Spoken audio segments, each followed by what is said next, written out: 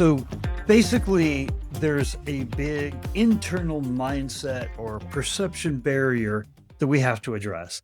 We never got into this part of the business because we thought we had to be salespeople, but we need to sell ourselves. We need to advocate for ourselves.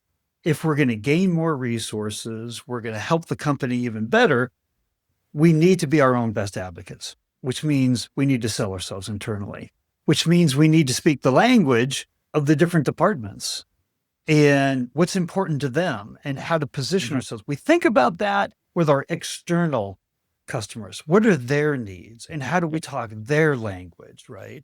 But we have internal customers that are equally as important because that's the entire experience, is all departments working together, right, to serve the customer.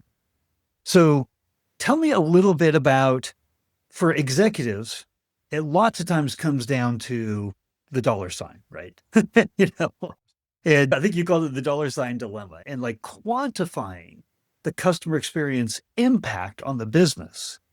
And how can we even think about starting to do that? Yeah, this is the one thing I constantly keep getting to when I discuss with my peers in other companies in similar roles.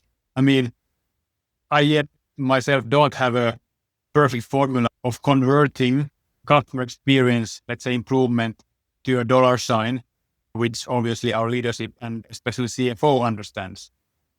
What we've seen, of course, at Basler is that when the customer satisfaction has increased, it's, of course, many aspects, many activities that have improved or significantly contributed to that.